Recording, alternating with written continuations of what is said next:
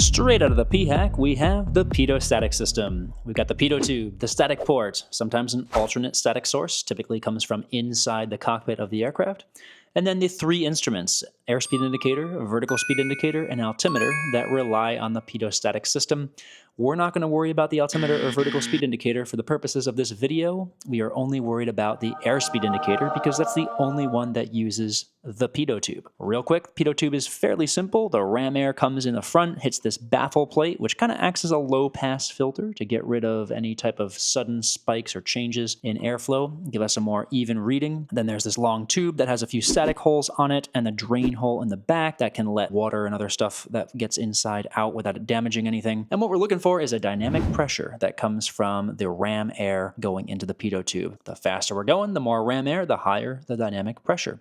There's also this little static chamber. I think it's interesting that the P-hack included that. You typically don't see that in your clapped out 172. That's going to be in things like King Airs, Pilatuses, jets. And the pitot tube is also going to have some form of a heating system. Per the FAA regs, if you are under 5 hours of total time logged in a student pilot, you are allowed to refer to this as the pilot heat. However, after you've logged 5 hours, it needs to be referred to as the pitot heat from then on. It's typically going to be more intense towards the tip because that's the part that's going to ice over first. Fun fact, a lot of times when you turn on that heating system, it often gives a burst of energy right at first to really warm it up, and then the energy level dies down a little bit. Now let's go to a more exploded view of the airspeed indicator. It looks kind of like this. You have two inputs that come in here. You have your ram air or your dynamic pressure that comes from the pitot tube, and then you also have your static air that goes into the general casing. And so what's happening here is the dynamic pressure is going into that diaphragm that has to expand in the context of the static air that is around it.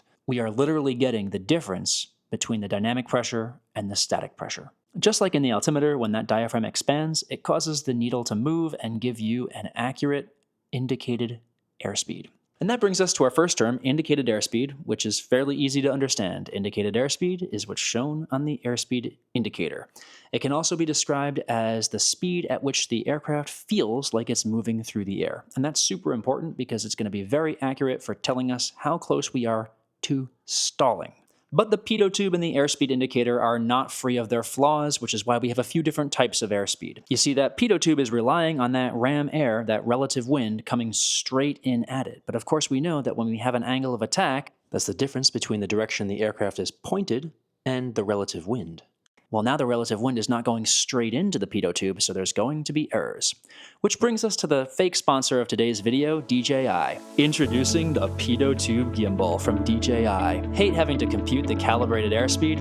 Now it's easy. Just hook up the DJI gimbal to your pitot tube and it automatically adjusts to the relative wind, so you're always getting a true indicated airspeed every time. True indicated airspeed is something that I just made up, only from DJI. So since we don't have a gimbal to adjust our pitot tube, we know that when we're at higher angles of attack, our airspeed is actually going to be a little bit faster than what we're seeing on the airspeed indicator. And the POH has a table to kind of help compute this. We can think of calibrated airspeed as indicated airspeed corrected for installation error and instrument error. This is also going to be placement error, which is that error when you have the angle of attack and the air is not going directly in. There's also something called equivalent airspeed, and this is where we correct for compressibility. This is not typically an issue below 200 knots, so in your King Airs and your jets and things like that, you do have to correct for compressibility because the air gets a little funky when it's trying to get jammed into the pitot tube. And then we get true airspeed. True airspeed is your calibrated airspeed corrected for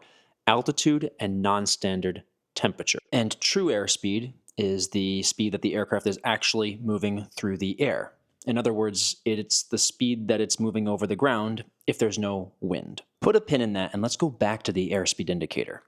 It's using information from both the pitot tube and the static port. If the static port were to get blocked and then we increase our altitude, well, now our airspeed's inaccurate. It's going to read slower than we're actually going because it's comparing the dynamic pressure at a higher altitude to the static pressure at a lower altitude.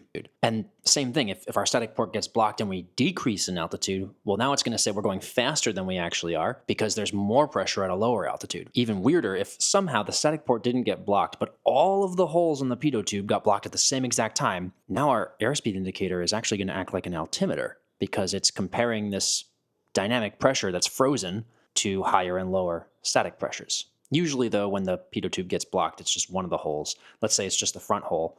then it's just going to go to 0 because the pressure will neutralize and you won't have any type of dynamic pressure. So you're just getting a static pressure in both, which is going to equal 0. Now, you might be scratching your head a little bit when we looked at that definition of true airspeed and said that it corrects for altitude. Well, why does it need to be corrected for altitude? Isn't it correcting for altitude? Haha. Okay, so here's what's going on. When altitude increases, pressure decreases, but so does density. This is only able to correct for pressure, and which is interesting because we can get our altitude on the altimeter just using pressure fairly decently, but in the airspeed indicator, you have to correct for density as well. And it's really sensitive. So if we plug in the numbers as to how this calculation works within the airspeed indicator, let's say we were doing 100 knots at 1,000 feet and the static port got blocked. How high do you think we would have to climb before the airspeed went to 0?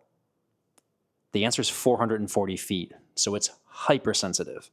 And it's pretty sensitive in the other direction too. If we descended all the way down to sea level and kept that 100 knot true airspeed, the airspeed indicator is going to read 180 knots. So it's way off. So if that static port gets blocked, your airspeed indicator is going to be way off. And it works the same the other way around too. If, let's say that all of those other ports on the pitot tube get blocked and then somehow instantaneously the head of it gets plugged, and so all that dynamic pressure gets trapped in there at 100 knots.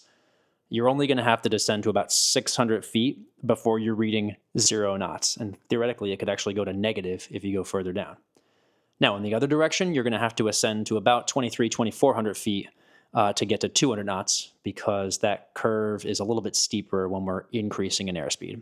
And this really makes sense when you think about it. That hole in the pitot tube is really tiny, so it's just getting a little bit of dynamic pressure in the context of all that static pressure. And the static pressure changes a lot. So you can imagine just how much temperature is going to affect this and just how much the change in density from altitude will. And that's why some airspeed indicators also have a true airspeed wheel that you can spin and line up the temperature with the altitude that you're at to get a pretty accurate reading of what your true airspeed is where you're at. Kind of useful. There's no fancy math that's going in here. That's literally just a wheel. If we look at the exploded view of what these airspeed indicators looks like, it's just a little wheel that goes right behind it that just directly adjusts for what you have there. There's no complex mechanical wheels inside that are changing any type of factors there. Thanks for sticking around. I hope this gives you a more insightful view on exactly how that airspeed indicator is really working behind the scenes.